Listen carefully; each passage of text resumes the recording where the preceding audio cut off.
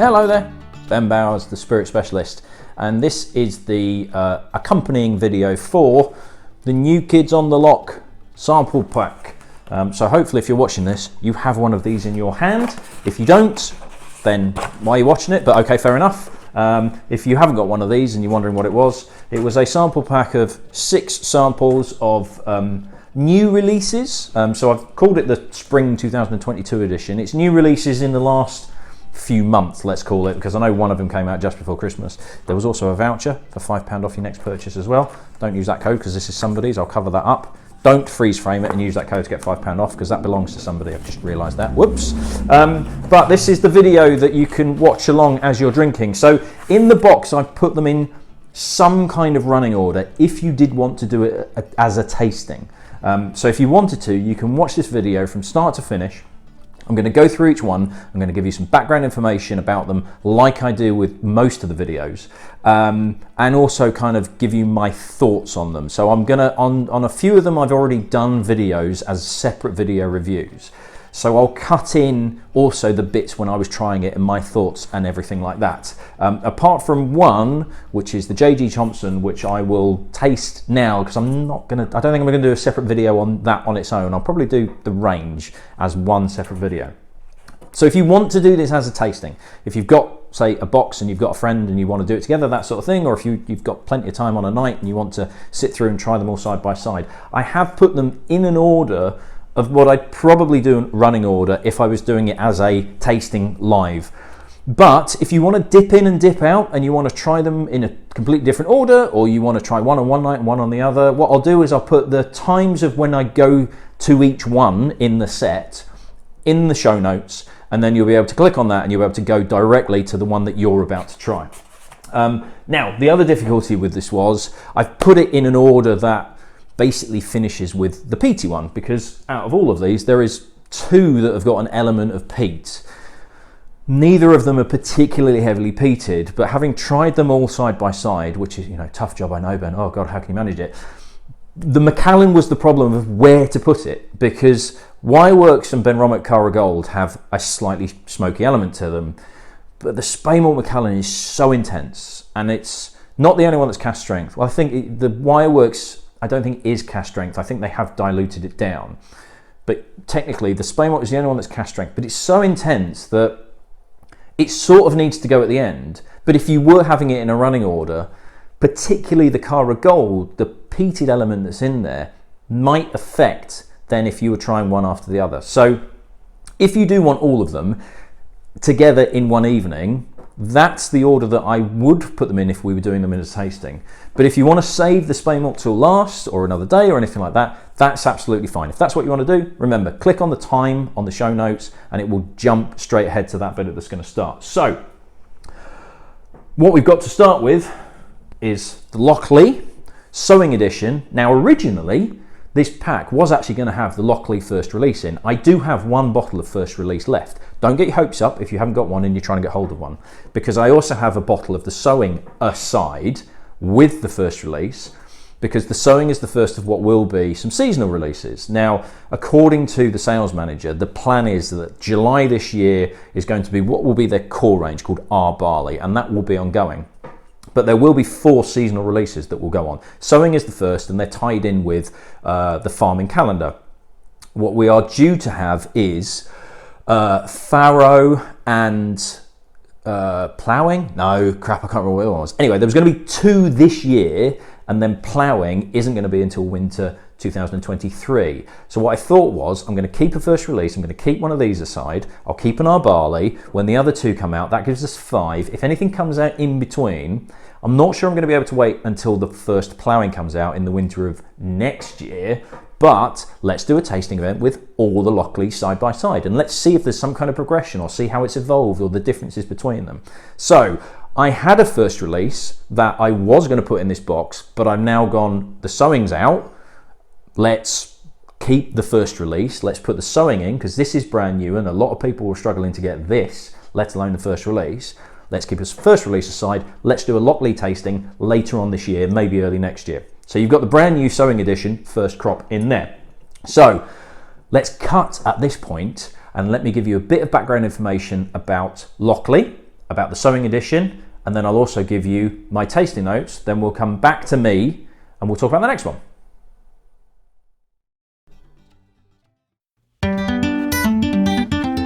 The Lochlea distillery is a conversion of the farm buildings at Lochlea Farm, situated 8 miles south of Kilmarnock, and at which the world-famous Scottish writer and poet Robert Burns lived and worked from 1777 to 1784.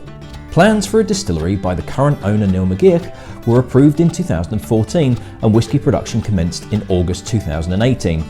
Malcolm Rennie, who'd previously been distillery manager at the likes of Bruichladdich, Ardbeg, Kilchoman and Annandale, initially worked with Neil as a consultant before coming on board full-time to oversee the birth of the whisky.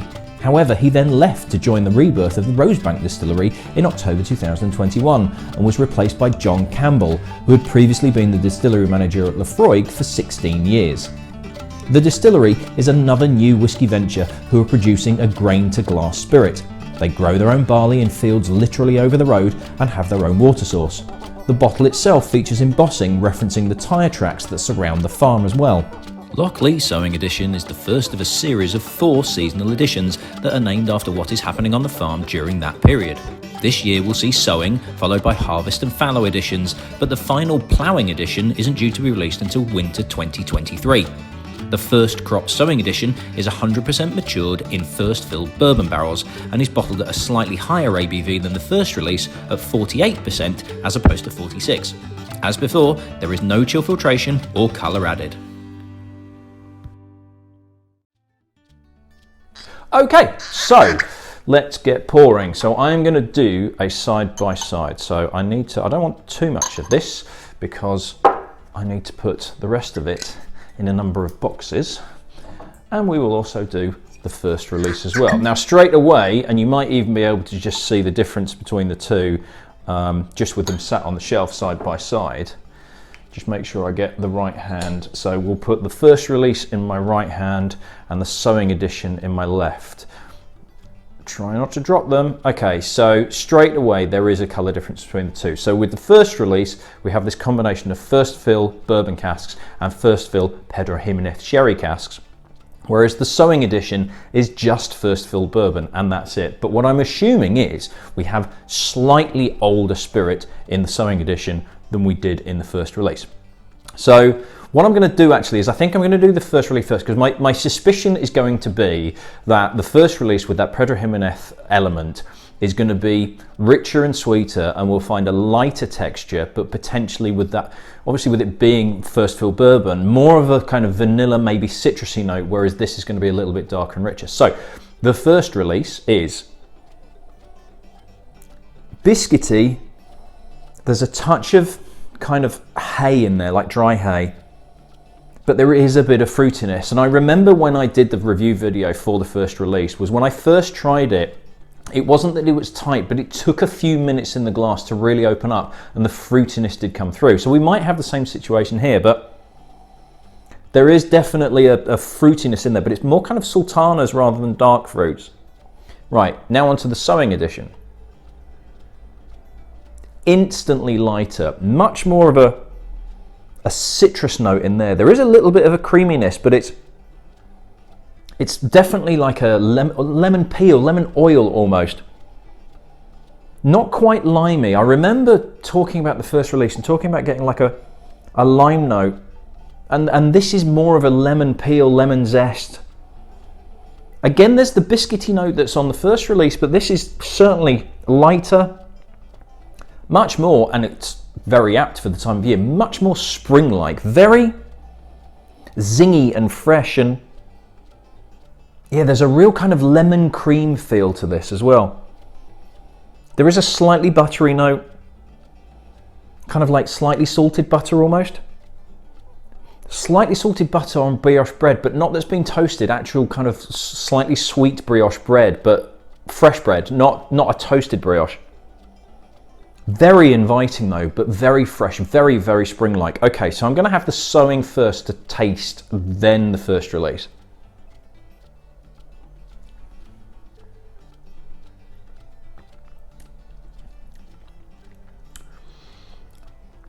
The citrusiness is there to start with, but you do then get a burst of oak. There is a quite a pronounced oakiness on there, but it's not dry. It works well with that citrusy feel. It's a very bright, light oak flavour. Citrus peel, creaminess, not so much. Now, I'm filming this on a Monday when the shop's closed, and I normally have some kind of heating on because the shop gets pretty cold during the day. So I normally have heating on through the day when I'm working in the shop when it's open. But when it's off, the heating's not on. And it's actually a relatively chilly day today. So the two whiskies are a little bit chilled. You know, I'd put them slightly above room temperature. And I do wonder if that's just masking a little bit more of the depth that's in there. But it's light, it's zingy. I'm surprised with that kind of bite of oak that's in there though. I wasn't really expecting that.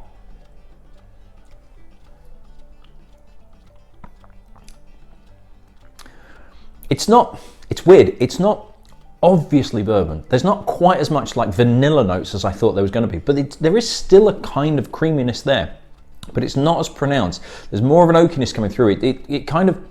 It offers its youthful nature. It's sprightly, it's zingy, it's almost effervescent. Very, very pleasant indeed. Now, let's compare it to the first release.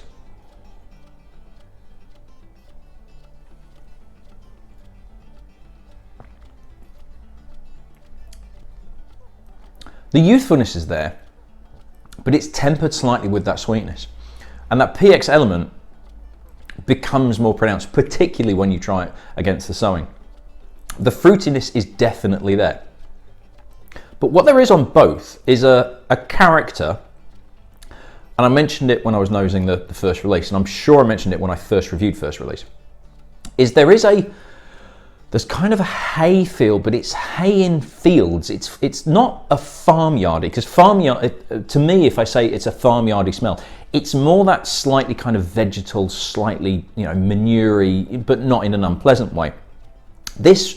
Both of these remind me of fields of hay, fields of straw, that kind of nose that you have when you're walking past fields that have got kind of fully grown grain, but they've not been harvested yet. But it's a warm day and you can kind of smell it in the air. That kind of slightly dried in the sun hay and straw that's kind of, you know, that kind of weird sort of, not sharp, but there's, you know, a grainy nose that's in the air. And it's on these two. And it feels like Lochlea is already starting to get a character of its own, which is very impressive so early on. But I think it's quite important for distilleries to find. They need to find some kind of character, some kind of identity that will make them stand out. And if Lochlea is going to be a farm-based whiskey that is going to be light, crisp, clean, slightly effervescent, but has that kind of grain, straw, hay character running through all of them, I think they're onto a winner.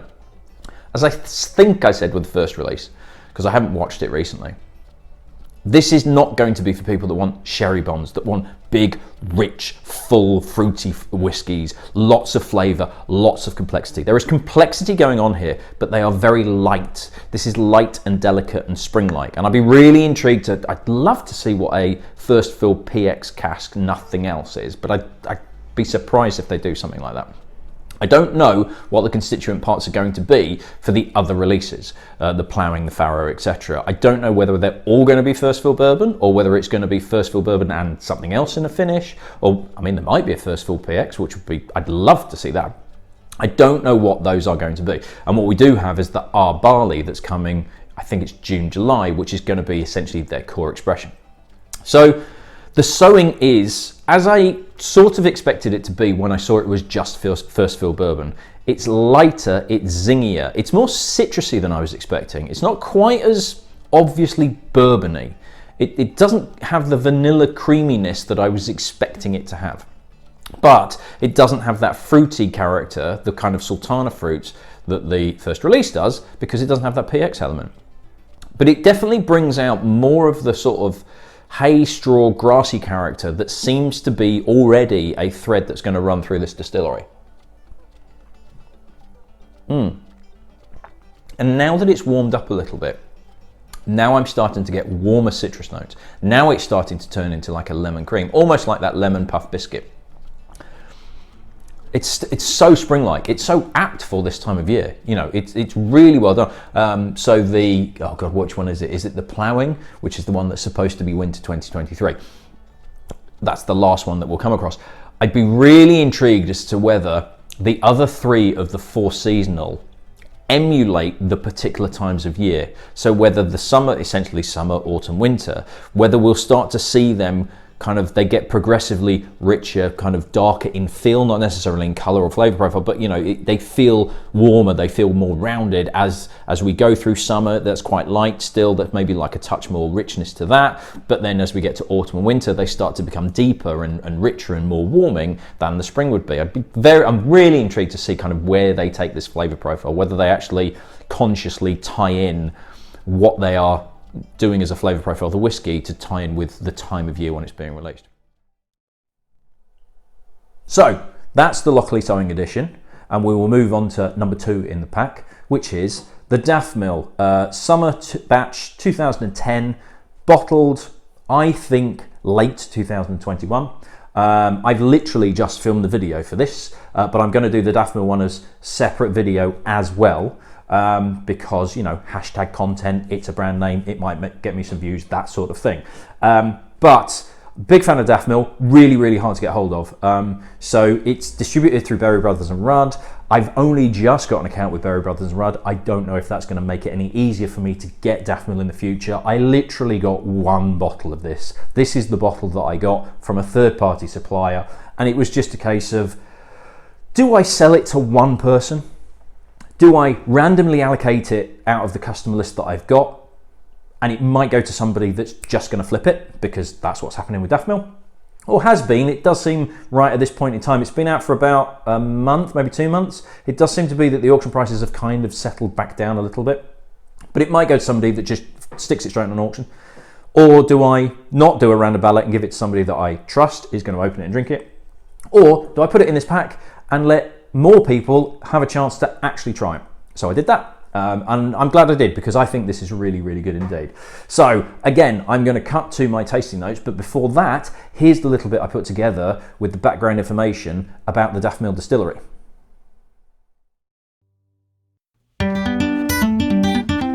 One of the smallest distilleries in Scotland, Daftmill was founded by brothers Francis and Ian Cuthbert in their family farm based near Cupar, 20 miles southeast of Perth. From an initial idea to make whisky from their own barley in 2003, a distilling licence was granted on St Andrew's Day in 2005, and distilling commenced on the 16th of December that year. The work needed to convert old farm buildings into a distillery, with the exception of the stills that was produced in Rothes, was completed by local people living within a 5-mile radius. All barley used for distillation is grown on the farm, which continues to grow potatoes, carrots, broccoli, and they also rear cattle. Distilling takes place on a seasonal basis around gaps in the farming calendar, such as during winter and the summer months of June and July. Only 20,000 litres of spirit is produced each year by Francis in the main, due to the tiny size of the operation. The inaugural bottling was released in 2018 as a 2005 vintage 12-year-old, and bottling and distribution is done through Berry Brothers and Rudd. The 2010 summer batch release is a limited release of 6,250 bottles, filled in late 2021 from 25 first fill bourbon barrels, and it's the last time the optic barley variety was used during distillation. No colour is added and no chill filtration took place, and it was bottled at 46% ABV. Francis very much seems to be the figurehead, and what I love about when I've been doing my research on Daftmill, the branding, you know, it's functional but understated, factual, tells you exactly what's going on, gives you all the information on the back label that you might want. So I love the fact that it's just, look, here it is, there you go, do you want it or not? We've done what we can, we've done to the best of our abilities, nothing flashy, nothing particularly fancy, doesn't even come in a box, you know, all that lot. It's functional. It's very kind of like, we're a working farm, we're making whiskey, here is the whiskey, bugger off, I've got other things to do, I've got cattle to rear and things to grow and harvest and all this lot. So I really kind of like the feeling that it kind of gives doing all the research on it. In terms of the whiskey itself though, a lovely vanilla cream, touch of citrus going on there. It's nice and warming. There's a warming feel of kind of like sunshine and fields. It's kind of, you know, there's a little bit of the, so Lochlea had it as well. Lochlea had this kind of feel of farm and fields and hay and straw and planting, and it's very much kind of like a out in the countryside, out in the air, but not that really stinky kind of like we've just fertilized the fields. And they're doing it at the moment, and you kind of get it wafting on the air every now and again. It's one of the disadvantages of living in the country, is every now and again you'll step outside and go, oh God, you know, who's farted? No, you've not farted, you've absolutely followed through. It stinks outside. And it's none of that. It's that kind of everything growing, and it's warm, and it's the sun, and it was kind of summer evenings and everything like that. And this really does have it. It's got a lovely warm, slightly citrusy, fresh, there's a kind of greenery feel to it, but it's, you know, kind of growing grass and again straw and hay and wheat. Oh, I love that nose. It's so inviting but fresh.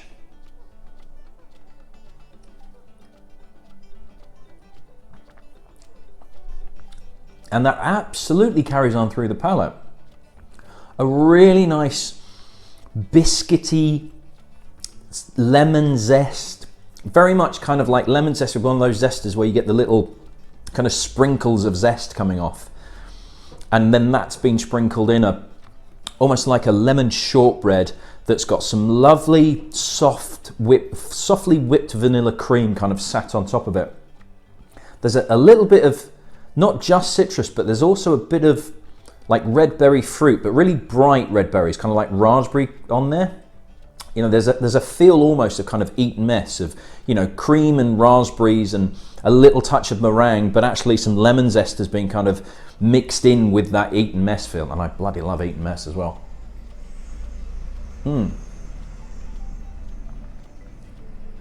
It's really refreshing.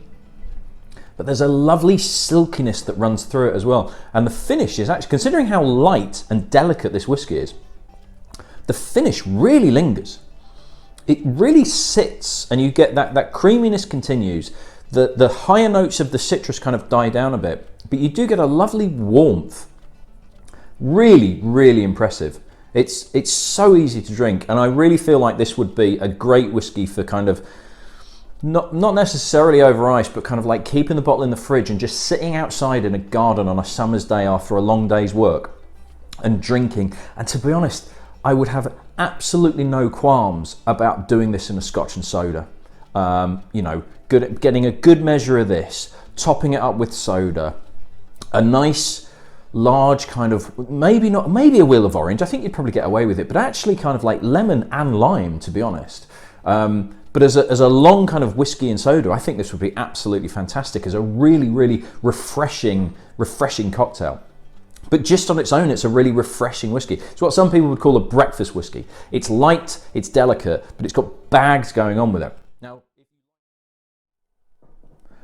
okay, so the third one in the pack is the J.G. Thomson 1972 blended grain. Now, I'm not going to do a separate video for this particular bottling. I think what I'll probably do at some point, because I do have a list a mile long of video reviews that I want to do, is do the brand as a whole, because I do have the rest of the range, apart from one. I do have the majority of the rest of the range on the shelf.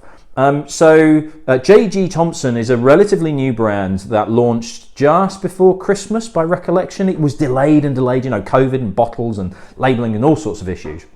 But I tried this, I was given some samples from them, and I absolutely adored. So this really does, I thought, has to go in the box, as it's a new release that a lot of people will dismiss because, well, it's blended grain, you know, grain whiskey. No, grain whiskey is not proper whiskey. I love grain whiskey. I love aged grain whiskey as well. It's so underrated. And I think this is an absolutely fantastic example. Now, because I'm not doing a separate video for this, here's some information about J.D. Thomson and the owners and where it's come from and the history behind it. And then I will actually do the tasting live, as it were. I will do the tasting now to give you my thoughts on what I think of it. See if you agree. If you don't, that's absolutely fine. and then we'll move on to the next one. So here is some background information about J.G. Thomson.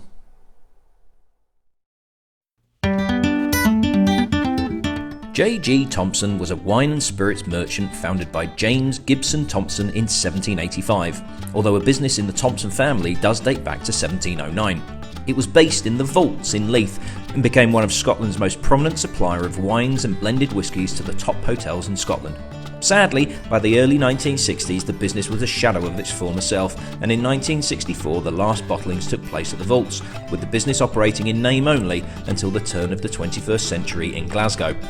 The Vaults became the home to the Scotch Malt Whisky Society in 1983, and J.G. Thomson is now a brand name for a range of whiskies, plus a gin and a rum, released in late 2021 by the Artisanal Spirits Company, the parent company who also own the SMWS. The 1972 blended grain is a marriage of grain whiskies from a number of unnamed distilleries, with the spirit run off the still that year. However, there is no age statement, as some of the constituent parts were disgorged from casks a while before bottling, but we can assume if there was a number on the bottle, it might be around 48 or 49. The final whisky was drawn from ex-bourbon barrels used for marrying the spirits together, but sherry casks were involved in maturation during parts of its overall time aging. It has not been confirmed, but it's assumed that no colour has been added and no chill filtration took place, and it was bottled at 46% ABV. Okay, so from the owners of the Scotch Malt Whisky Society, so they've got a pretty good bit of pedigree, let's face it. Very elegant bottles. I do like the packaging, and like I say, I'm not sure in terms of what the age is on this, because it's a vintage as opposed to an age statement, and they're a little bit secretive in terms of the distillery makeup. Now with the blended grain, it's a little bit easier to kind of whittle down what distilleries there are, because there aren't that many distilleries doing grain whiskies. So North British, Cameron Bridge, that sort of thing, Cambus, there's not that many of them. But I did ask the sales manager, okay, if there was an age statement on, what is it? And she was very coy. She didn't really give me much detail, which I get, because this is the way that some brands work, and this is the deals that some of them make, is that they can't actually say kind of what there are. The fact that it's not saying, hang on, 70, 82, 92, 02, 12, 22, 50, GCSE maths kicking in there. The fact it's not saying 50 on the label, which obviously would have been a really good thing to put on, makes me think that there is some stock in this 1972. That was the one thing that they are crystal clear on, is that all the grain whiskies in this blend are 1972 distilled. All of them. So that suggests to me that some of the stock has been taken out of cask and either maybe bottled as something else, as a single grain, or just stored in a tank, because it does happen. In that some whiskies are kind of taken out for bottling, and then it turns out that they're not bottled, but they're not put back into a cask. They just kind of sit dormant. So it's entirely possible that this could be even 45 if there was. There could be the youngest spirit in here could be 45 years old, and it's technically sat somewhere, not maturing, not in a cask, for 5 years, until it's been picked up by the brand owners, whoever it is that's kind of found it somewhere and gone, oh, actually, this is a really good spirit, let's do something with it. These are the sort of weird things that happen within the whiskey industry, where you don't get ages or you only get vintages, and it turns out that they've been sat in a tank that was supposed to be bottled and people have forgotten about it, or it got lost, or whatever. So I'd like to think it's 40 something, and let's go for high 40s, so 47, 48. That's kind of my assumption, but I don't know. That's as good as you're going to get from me. Irrespective of that, if it tastes fantastic, who gives a monkeys? Spoiler alert, I do think this tastes fantastic, because if I didn't, I wouldn't have it on the shelf and I wouldn't have put it in this box. Anyway, so on the nose for me, straight away, really intense, very kind of like a high rye bourbon feel to it. There's a lovely sweetness to this. And the colour really belies the nose, because if this was a lot darker and I was nosing this blind, having no idea what it was, I'd have said, oh, definitely high rye bourbon. There's a beautiful kind of sweet sour note in there. There's a rich vanilla note. Now, there is some sherry cask maturation, but they've been married in bourbon casks. And I'm wondering if that's first fill bourbon as well, and how long that's been, because there is a real bourbony, sweet vanilla feel to this, as well as spice, as well as this slightly metallic note that I associate with grain whiskies. That metallic is not the right word for me to use, but it's the best descriptor I can use, that I absolutely adore. It's this very slight astringency in such a good way that binds all of this kind of sweetness together. It's a stunning nose. It's a nose that I could nose for absolutely ages. There's so much going on here. There's like chili spice and pepper and orange oil and red berries and fruitcake and 2 pea coins. Oh God, it's just absolutely fantastic.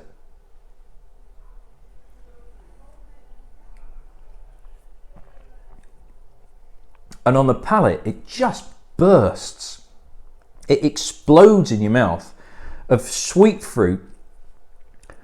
Again, rye, sourdough, studded with cherries, black cherries, slightly toasted. We've got salted butter in there. It's absolutely stunning. I love what's going on with this. There is so much flavour. There's really, really high cocoa, bitter dark chocolate. There's a touch of coffee in there. This kind of like sweet, bitter, savoury, sour, soft, vanilla, custardy. There's loads and loads of things going on in here. It's absolutely incredible. You know, I said I wasn't going to do a separate video. I'm very, very tempted to. And it will be about an hour long because I'm just going to be absolutely raving about this. I think it is fantastic. I really, really want, do I have a bit of this left? I really, really want to do an old-fashioned with this. I think this is going to be absolutely phenomenal with an old-fashioned, possibly with the Benromach smoked maple syrup, just to introduce a little bit of smokiness. It's about the only thing that's missing is a little waft of smoke.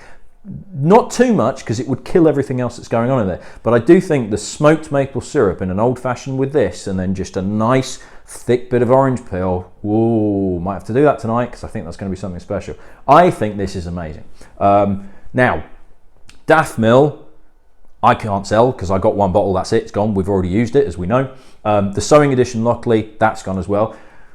The JD Thomson, I have stock of, and I know is available. This is not a limited edition. I mean, I'm assuming there's not that much of it. There is a finite amount of it available, but I am able to source more of this. I have one bottle on the shelf. I can get more quite easily, not a problem. And it retails at $189.99. And to be honest, for a 1972 vintage, I got a couple of bottles in. I've got a friend who came to me and said, it's my friend's 50th birthday. I want to buy him a good bottle of whiskey, something special. I don't really want to break the bank, but if you've got something of a vintage or a 50-year-old, then I'll go for it. That straight away. Phenomenal whiskey and a really good year in terms of birthday presents. 50th birthday, done, sorted, easy. This is absolutely incredible, and genuinely, I think 190 quid is an absolute bargain. It is superb, so good. Absolutely amazing. Right, so that's number 3. Number 4 in the box, and the reason for having this is this wasn't originally supposed to be on here, and I know it's called New Kids on the Loch, which is basically assuming that it's going to be all Scotch, but it's, you know, New Kids on the Loch, whiskey, Scotland. Well, what about English as well? So the reason that this is in here is literally very much at the last minute. I had a bottle aside for one customer of the very small allocation that I got. They all went out, and then one customer came back to me relatively late on and said, actually, I've managed to get a bottle from somebody else. I hope you don't mind, but is it all right if I cancel the one that I was going to take from you? Not a problem, because it means that I can put it in this box, because I was kind of struggling for the 6th space, to be honest. So again, really, really hard to get hold of. Released earlier this year, incredibly popular. I did a tasting event of the White Peak distillery of their output, of which this was then the final one because it had literally been released that week. So they have a range of gins. They have a really good cask-aged rum as well. And now they're doing their whiskey. Now, if you're watching this, you might be aware that there is a new release coming out called Over Smoke, and this is their second bottling. Now, it turns out there are 800 bottles of this.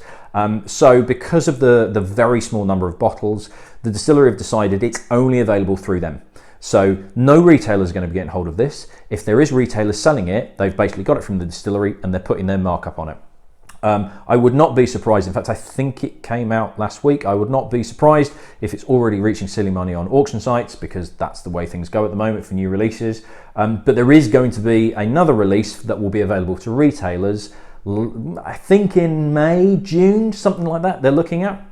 But I was really impressed with the first release, and there were a lot of people that didn't manage to get a bottle. So if you didn't manage to get one, here is your chance.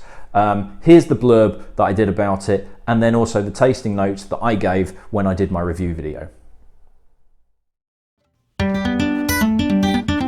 The White Peak Distillery is based in Ambergate, Derbyshire, 12 miles north of Derby city centre.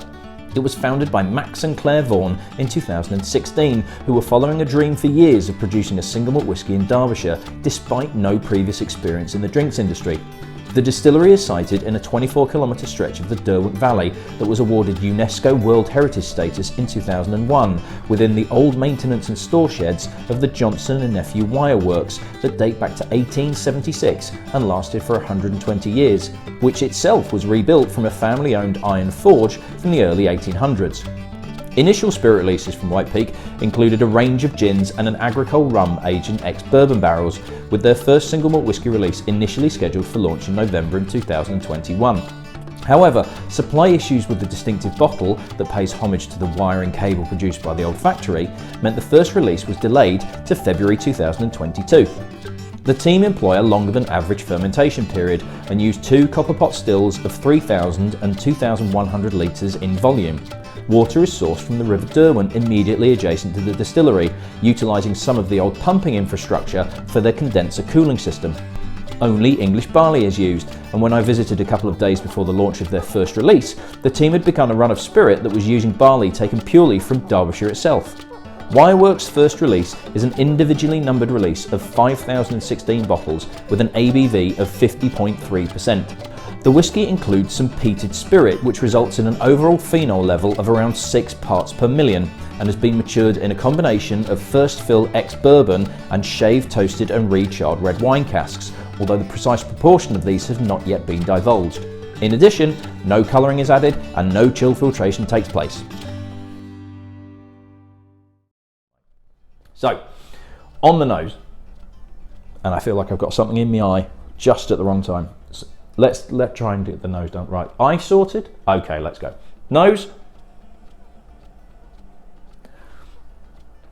Straight off the bat, you get a bit more of that bourbony influence. There is a touch of vanilla in there. There's a bit of a nutty note to it as well. And what's interesting is it starts off a bit more bourbon cask forward, so you get a slight sweetness. You do get a touch of kind of like that American whiskey vibe of sort of, you know, vanilla and a nice warm oak. And then the STR seems to come through. That influence from those red wine casks then starts to come through, because it then becomes a little bit more fruity, but there's a touch of dryness to it. I'm getting kind of like dried cherries. So, you know, you get those packs of dried fruits, kind of like, yeah, dried cranberries. There's a cherry note in there, but it's almost a sour cherry. There's a touch of sweetness. There's a slight spiciness to it. Not overpowering, but there is a slightly dry spice. So it's slightly dry oak, but it's also just the merest touch of like dry chili flakes, but not like very much in the background. There's fruitiness in there as well. And then it starts to sweeten off again. You can really, on the nose, tell the 2 cask influences that are going on there. Starts off bourbon, and then the red wine really does come through. Okay, so on the palate, you don't really get much smokiness in there though. But that might be what's giving that slightly drier, spicy feel, is that little touch of peated spirit that's used. But it doesn't come across as a smoky whiskey. It's very, very subtle, but it actually is intertwining with the other notes that are coming through really, really well.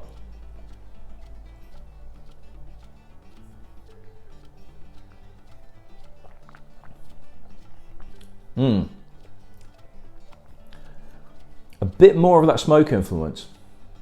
Not massively so, but it's more pronounced than it is on the nose, but it's still very soft.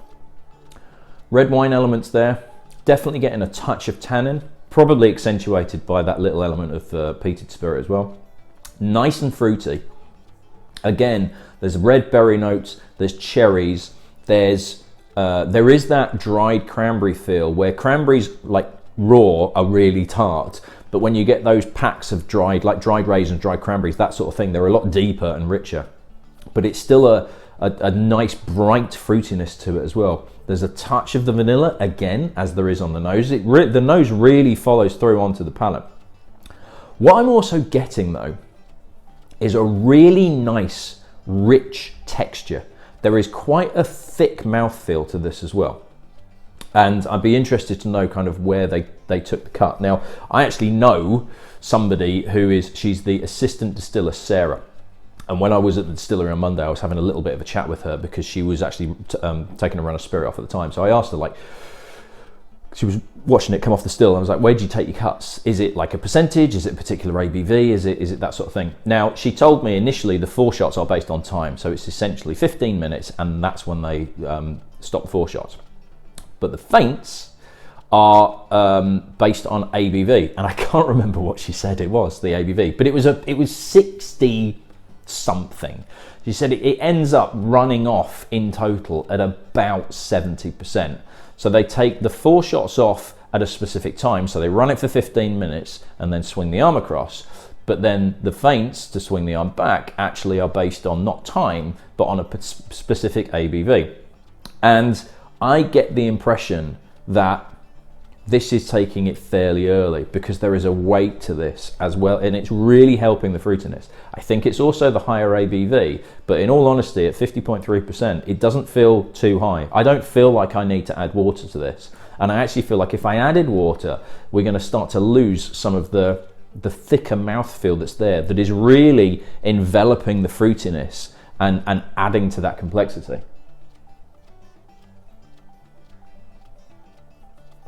There's a nutty character in there as well. There's almost praline. There's a touch of caramel, again to do with that kind of mouthfeel. But there is a nuttiness. There's fruit. There's sort of raisin. But again, there's that cranberry and cherry. It's not quite as deep and dark as a dark fruit cake. It's not raisins and sultanas and Christmas cakey because it's bourbon and STR casks. You're not getting that sherry influence. It's lighter. It's more of a red fruit, like red berry fruits are coming through, which is that red wine, and you're getting that vanilla note from the bourbon cask, that kind of softer. That's where that caramel is coming through as well. It's very, very good. I'm really, really impressed with this. That little hint of smoke is again intertwining, lifting everything. I don't think it would be flat without it. I think if it was completely unpeated, it would still be a very good whiskey. But just having that tiny little element of smoke actually lifts it to another level and makes it even better. There's a lot of scope with this as well. They can go with more peat or go completely unpeated. I'd be very interested to see what they're doing with like other cask releases as well. But to be honest, it's a really, really impressive first release that has bags of flavour, bags of character. Very interesting, having tried Lochlea last week, which was lighter, and you could see the potential with the PX casks that they were using. I think this has a bit more body to it, and that's more with the mouthfeel. I like what they're doing with that little touch of smokiness. And this is a really, really good advert for what they can produce moving forward. It's yet another, and I think I've said this now pretty much with all the new releases from all the new distilleries. It's yet another first release that is drinking brilliantly on its own and is a great advert for what it could become. Right then, so now we move on to, quite possibly one of the reasons a few people bought this box set, the fact that this is in here. I was very lucky to get hold of this. Basically, the reason I managed to get hold of this was I used to work for Gordon MacPhail, and I was very kindly offered a bottle. It was like, do you want one? And I was like, yes, please. Thank you very much. Not realizing just how ridiculous the retail price they were asking for was in terms of how low it was, and then also how ridiculous auction prices were going in terms of how high it is. And it's nigh impossible to get this. 248 bottles. Now, there is what appears to be a single cask bottling that was exclusive to the US, which I think is 1180. So this is cask number 1178. There was 1180, which was, I think, US only. And then I think there was another one that was maybe 1179 that was only available for mainland Europe. But this is absolutely incredible. And again, incredibly high demand, absolute bargain compared to what a Macallan official bottling would be asking for. And it was a case of, I could sell this to one person. And again, I could do a random ballot. The retail price is about 160 quid. So I could sell it for 160 quid. I could do a random ballot and it goes to somebody that instantly puts it on an auction site, makes 500 quid. He's happy. The other person's like, oh, I got one, but I paid over the odds for it. Or decant it so that 20 odd people do actually get to try the damn stuff. And I'd much rather do that because I have a tiny little bit left. And I'm going to absolutely savour that. Now, I have done a review video for this. By the time I do this video, that might already be out, depending on the editing. I don't know when it's going to be out, but if you know, you might be aware, I absolutely love this. If you're not, well, spoiler alert, here comes the detail behind the distillery, G&M, and then also me trying it. It is absolutely phenomenal. The fact that Gordon & MacPhail wanted a retail price of 160 quid is just ridiculous. I think 200 is more than a fair price, considering how much the official bottling Macallans are, not Speymalts. Official bottling Macallan, Macallan 18-year-old is what, 280 quid? Just incredible stuff. Count yourself very lucky that you're trying this. Savor this. Remember, it does have a lid on. You do not need to drink the whole thing in one go. A little touch of water does help to an extent, but this is something so special, and absolutely evidences why Gordon & MacPhail are really deservedly, considered at the top of the game in terms of whiskey maturation, bottling, production, that sort of thing. So here's the background information about Macallan and also Gordon & MacPhail, and then me trying it.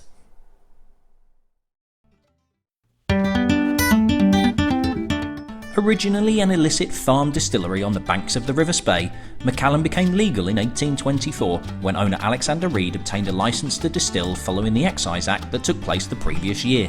In 1892, the distillery was sold to Roderick Kemp, a giant of Victorian distilling who had previously owned Talisker, and it remained in the Kemp family hands until 1996, when it was taken over by Highland Distillers, who through various mergers and acquisitions became the current owners Edrington Beam Suntory. Macallan is probably one of, if not the, most famous Scotch single malt distillery, but the spirit was a key part of blending until a downturn in the whisky market during the early 1980s turned a focus towards single malt bottlings. An effort to position the brand early on as a super premium product with the use of terms like first growth whisky and comparisons with the finest cognac meant Macallan quickly became renowned as a luxury spirit, helped by the fact the use of sherry casks produced a rich, sweet, silky whisky with very little that would offend a mainstream palate. In 2004, Macallan created a storm among drinkers with the introduction of the Fine Oak range, which introduced ex-bourbon cask matured spirit in addition to sherry matured stock, allowing the brand to satisfy increased demand, but in the view of many, diminishing the classic character of the distillery. As a result, spirit and bottlings dating prior to this event are now in incredibly high demand, reaching ridiculous prices on the secondary market. Macallan accounts for about 3/4 of the value of Scotch whisky sold via auction houses. In June 2018, Macallan officially opened a brand new distillery and visitor centre at a cost of roughly £140 million, a year behind schedule and 40% over budget. The impressive facility raised overall output by a third to cope with massively increased demand around the world, and plans for 16 new warehouses for maturation continue at an ongoing rate of 2 built every year. Speymalt is the brand name of Macallan whiskies released by Gordon & MacPhail. Originally a grocery store which opened in Elgin in 1895 by James Gordon and John Alexander MacPhail, and which still exists to this day, the company is now a spirits distributor, wholesaler, and more importantly a maturer of single malt Scotch whiskies that is currently in the 4th generation of family ownership. Whereas independent bottlers purchased casks of whisky already matured, Gordon & MacPhail purchased new make spirit from a variety of Scotch distilleries since the early 1900s, maturing them in their own hand-picked casks thanks to relationships built up over many years. Indeed, Gordon & MacPhail can be considered to be one of the key factors of single malt Scotch becoming so popular, due in part to the Connoisseur's Choice range that was created by George Urquhart in 1971, highlighting the individual character of separate distilleries that were otherwise lost within blending. Speymalt Macallan cask number 1178 is a release bottled at a cask strength of 57.3% ABV from what appears to be a first fill sherry butt. There were only 248 bottles in the outturn and no chill filtration has taken place, with no colour added. So, incredible colour. I do have water with a pipette as well, just to add some a couple of drops of water in once I get about halfway through, because I do want to see what this does with water. So, on the nose. Wow, I mean, straight off the bat, incredibly rich, deep, dark, super dark sherry. Now, I'm assuming this is an Oloroso sherry cask that's being used. So while I was with G&M, we actually had it was a 3-day training trip to Jerez, and we visited a couple of sherry bodegas, one of which was Williams and Humbert, which had a number of the casks which were being seasoned. So the sherry casks were being seasoned for 3 years for, was it 3 years for Edrington, who owned Macallan? It was 2 years for White and Mackay, and I think ours because in my head I'm still with G&M. G&M's were either 4 or 5 year seasoned, but they were seasoned for longer than Edrington and White and Mackay were. So I'm assuming this is Oloroso, but the nose on this, you could almost say it's first fill Pedro Jimenez. It's so rich, it's so dark, it's so intense, of deep, dark, super concentrated raisins.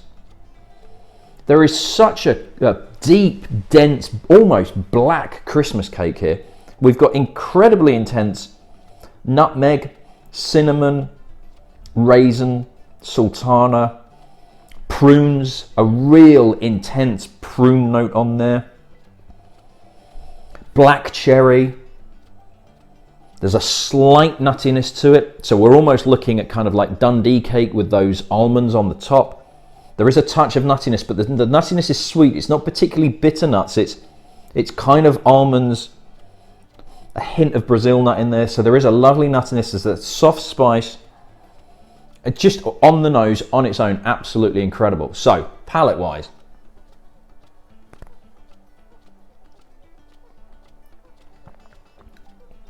And what's on the nose is absolutely on the palate. Jesus Christ, that is intense. That's all those descriptors that I put on the nose, concentrated even more on the palate. 57.3%. It feels like the alcohol content is masking, but it's not overpowering. It does not feel hot. The intensity of the fruitiness that's in there is holding back what would be the heat from a high alcohol strength. But because of that concentration, it just keeps giving. The finish is still going now. It's still dark fruits. It's still black cherry, almost dark chocolate covered black cherries. Prunes are in there, very much pruny. We go from like raisin sultanas to prunes, even more concentrated dark fruit. There's that spiciness is there. There's a drying oak note on the finish, less so on the front, but it adds to the finish. It starts to work with the fruitiness, and it doesn't take over, but it just moves the fruitiness to one side to get that oakiness to come through as well. Bags of flavour going on in here. Rich, fruity, dark sherry. It's such a dark whiskey. It really is just intense darkness. There is a high cocoa dark chocolate note on this, but without being bitter. So it's like a very high cocoa dark chocolate bar that's studded with prunes and raisins and cherries, and maybe not sea salt, but there is a slight spiciness in it that's not quite black pepper, and I think that's the kind of the drying oak element in there. Utterly, utterly incredible. So intense, So full on, such a concentration of flavours. Now, I don't have a huge amount in here because I want to try and make sure that I've got enough left to decant into the boxes. But I am going to put a couple of little drops of water in here just to open it out, because I don't think it needs too much. I think if you bottled this at, say, 40-43%, it would just be too diluted. But 46-48, it feels like sort of 48% is probably about bang on for still having some alcohol heat, but allowing the flavours more to come out. So I'm hoping enough drops that's not going to over dilute it, but is going to temper the alcohol that's kind of wrapping around it and just holding everything in. Hopefully this will release more of the flavours within. On the nose, drops of water haven't really done anything, but to be honest, neat. It didn't nose like it was 57% because of the super concentration of flavours. It's pretty much the same, maybe slightly more of a leathery note coming through now, kind of an aged leather. Not a smokiness as such, but there is something on the nose, having added a drop of water, that feels like it's moving towards smokiness, but not really. Like I say, it's more of a leather note. Leather, kind of old wooden furniture, old mahogany furniture that's got kind of like plenty of years of kind of varnish and cleaning and beeswax, and yeah, there's a waxiness to this as well. There's very much a beeswax on an old mahogany bureau that's got one of those, like the writing table that had kind of leather inlaid that's like dark green and aged. And this piece of furniture is about 150 years old. It's seen loads and loads of years on it. And that's just with a couple of drops of water that have just opened out this added dimension of the flavour. Now on the palate,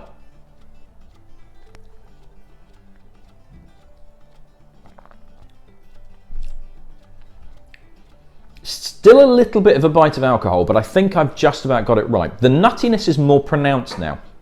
It's less, actually no, it's kind of almonds as well, but you do get a little bit more of a Brazil nut and hazelnuts. Less of the dark chocolate earthiness is coming through now. The fruitiness is much more restrained. It's less super concentrated prunes, and we do get more of the raisin and sultana. The cherry note is still there, but just more in the background. I think I prefer this. Neat. I think adding the drops of water, it has changed it. And to be honest, I much prefer, I think the nose has an extra dimension, but weirdly on the palate, it's just lost that spark that it had neat. It's still fantastic. There is still loads going on. And it's possible that with the pipette, I probably added 3 drops. It's entirely possible that just adding 1 or 2, the smallest amount of water. So bringing it from, say, 57.3, I would think I've probably got it down to about 48. And it might need to be 50, 51, something like that. Just so there's a little bit more of the heat. Just so that it's still concentrated, but just loosened slightly. Whereas that just seems to have just dulled some of the edges that are on there that were actually making it superb.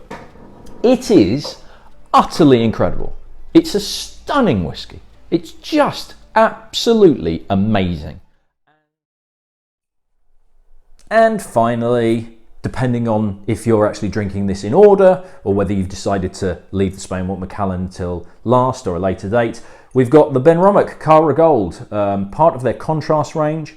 Again, as with the Daftmill, I've literally just done a separate video for this because I'm also going to try and do a Benromach range. So I've got the 10, the 15 and the 21. So I'm going to do a Benromach core range review video and then have the Cara Gold as kind of a contrast video on its own.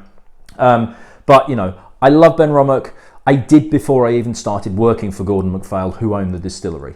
If you followed me when I was doing my A Dram a Day YouTube channel, you'll know that I did the Benromach. What Benromach was that I did? Oh, it was Benromach 100 proof. That was the representation for Benromach during a drama day. And I absolutely loved it. And I filmed it 6 months before I even applied for the job of working for Gordon MacPhail. Fortunately, part of the interview process was to do a presentation on Benromach and one of their bottlings.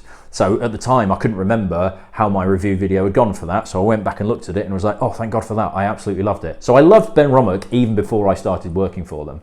And I love them even more having worked for them, been to the distillery, spent time there, met the team, saw what they were doing, all of that lot. So somewhat controversial repackaging compared to what it used to look like. Your mileage may vary on how it looks. I've got used to it. I do think it does look a lot better. So brand new release. Bottled 2022, so it's not been out for that long. It was earlier this year. Very interesting comparison, and you know, as a contrast, so what it says on the label, it's a contrast to their standard 10-year-old. Something slightly different, bags of character going for it. The reason this was on last was literally because the peated element is a little bit more upfront than the standard 10-year-old. And I just felt if somebody was going to try it all side by side, or as I said earlier, if I was going to do a tasting with all 6 of them one after the other, I wouldn't really want the smokiness in the Cara Gold to detract from having the Speymalt afterwards. That kind of needs to shine on its own. So that's the last one. Here is the blurb behind Benromach and then my tasting notes on it.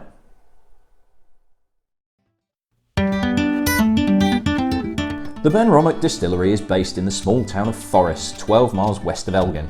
It was founded in 1898 by whisky entrepreneurs Duncan Macallan and F.W. Brickman, but had a checkered history to begin with until it was taken under the wing of the Distillers Company Limited, who would eventually become Diageo, in 1953. It was eventually mothballed and stripped of nearly all its equipment in 1983 during a downturn in the market, until it was purchased by Gordon and MacPhail in 1993. Gordon and MacPhail are often described as independent bottlers, but as opposed to those who purchase casks of already matured whisky to bottle under their own label, thanks to decades of relationships built up since the original grocery store in Elgin opened in 1895, G&M purchased new make spirit from a variety of distilleries to care for in their own hand-picked casks. That downturn in the mid-1980s forced the business to future-proof themselves from distilleries no longer willing to provide new make to them, and 5 years was spent revitalising the Benromach distillery whilst using their extensive library of previous bottlings to determine that a smokiness in Speyside whiskies that was lost as malting houses became more centralised could be reintroduced to a market already more amenable to peated spirit. As a result, from August 1998, the Benromach distillery produced spirit featuring a wisp of smoke through the use of a small amount of peated barley, with maturation taking place in only first-filled bourbon and sherry casks. The Cara Gold release is a limited edition bottling of 6,300 bottles, with only 1,800 available to the UK market, using spirit distilled with the Cara Gold barley variety, which is used mainly for brewing and offers a slightly sweeter caramel and butterscotch notes. The release was matured solely in first-fill bourbon casks and bottled as an 11-year-old at 46% ABV, with no colour added or chill filtration taking place. Okay, so that is the Cara Gold. So let's have a little go at this, but let me also get some of the 10-year-old, which is naturally going to be slightly different because the 10-year-old is again lightly peated, so it's a small amount of peated barley as well as unpeated. But with the 10-year-old, for 9 years of its life, half of it, roughly half of it, the proportions have changed. It used to be quite a lot of bourbon and sherry, and a bit of sherry. Then it's gone more sherry and less bourbon. So as a generalisation, let's say 50-50. Half of it in bourbon casks, half of it in sherry casks for 9 years, and then it's married in an Oloroso sherry cask, or Oloroso sherry casks, not just one, for the final year. And then maybe at the 15-year-old, it just stays in that Oloroso sherry cask marrying for another 5 years on top of that. So we have more of a sherry influence on the standard 10-year-old, but I think it would still be quite interesting to do the two side by side. Now, there is marked colour difference straight away. You can instantly tell that that is the Benromach 10-year-old. If I were to mix the glasses up, I'd still be safe to know which one's which. But let's just look at the Cara Gold on its own. So there is that subtle sweet smokiness going on, but it's quite clean, and I'm going to get the 10-year-old now because what's interesting straight away is the smokiness on the Cara Gold is a little cleaner and it's a little bit more medicinal. Now, we're not talking Isla, but there is a definite slightly more of an iodine note. And what I think that is the reason for that is because we've just got bourbon casks on this, it's a lighter, fresher character in terms of flavour and aroma. Whereas the sherry element in here is just softening that smokiness down and sweetening it slightly. The smoke on here is a little bit more astringent, and maybe it's not kind of like medicinal, but it has more of a bite. It's a sharper smokiness than on the standard 10-year-old. So let's see if that follows through on the palate, because there is still there are sweeter notes on the standard 10, but there is still a nice kind of soft caramel sweetness to it.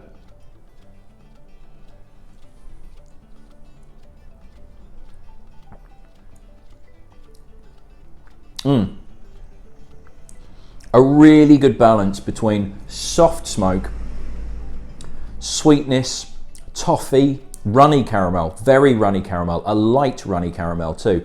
Hints of milk chocolate through there as well. It reminds me quite a lot of like a box of chocolates. Would it be, is it Dairy Box?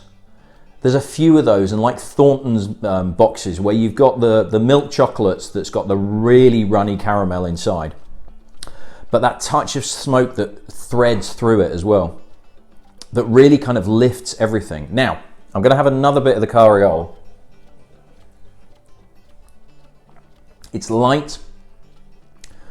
There's some kind of citrusiness going through there, but there really is a kind of, I wouldn't necessarily say butterscotch, but there is definitely a runny, sweet runny caramel running through that's then offset with the sweet smokiness that is not overtaking, but is definitely kind of side by side with it. Now, the standard 10-year-old, which don't forget has that sherry matured element in there as well.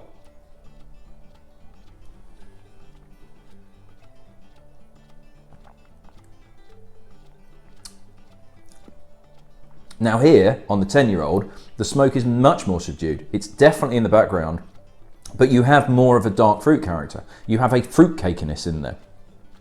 It's rounder, it's warmer, it's deeper, but it doesn't have the high notes that the Cara Gold's got. It's a really interesting juxtaposition between the two. It really is one where if you like the Benromach 10-year-old and you sort of want you're kind of saying to yourself, I prefer if there was a little bit more smokiness to it. But, you know, a lighter touch. It's definitely slightly lighter, slightly smokier. Is one better than the other? I don't think they are. I don't think one is better than the other, but I do think it gives a really good kind of slightly different expression. I mean, that's why they call it the contrast. It is a contrast to the standard 10-year-old. I really like that light, delicate note to it.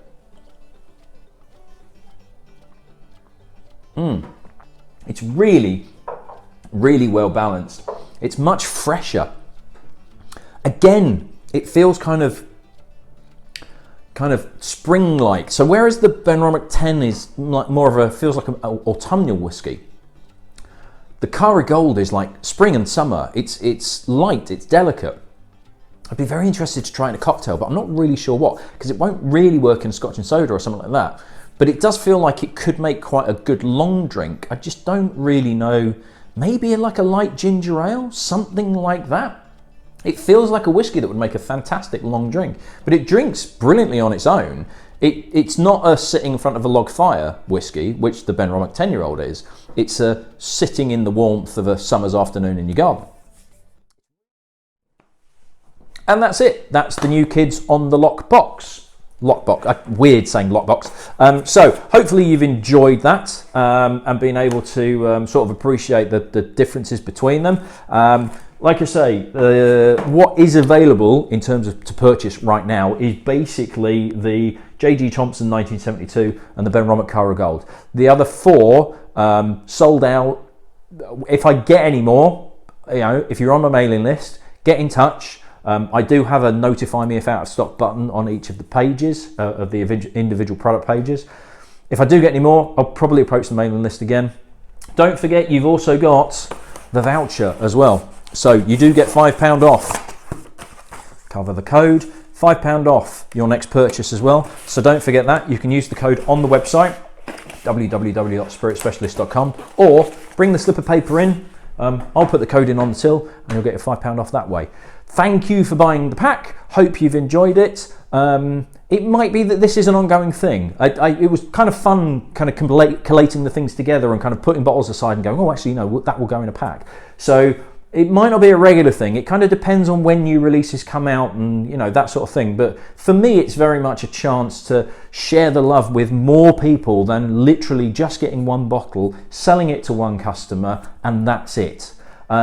But what it meant was that I didn't have to go, right, well, this date, you've got to be there, all on a Zoom call, we're going to talk about it, all of this lot. There's a little bit more flexibility in terms of like, there's the box, here's the video, watch it when you want, enjoy it, let me know what you think. And please do let me know what you think. If you like kind of this format in terms of being able to watch along whenever you want, then let me know. If you'd rather do a proper tasting event where we all get together and have a chat about it, good laugh and all that lot, but it's just harder for people to get together all at the same time. But if you'd much rather do the in-person, even though the majority of them tend to be on Zoom, let me know.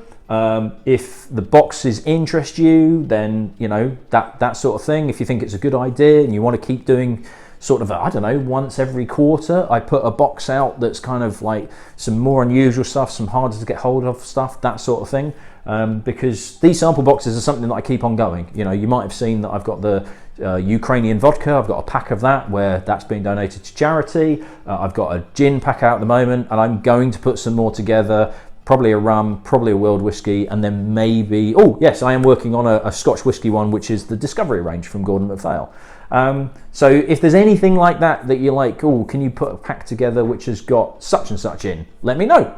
If I can put it together, I will do. Right, so thanks for watching. Hope you've enjoyed them. Hopefully you're not too tipsy by the time you're watching this bit if you've done it all in one go. Again, probably should have said this at the start, they've got lids on for a reason. You don't have to drink all of it in one go. You can save it for later. That's me done, and I shall hopefully see you in another video very soon.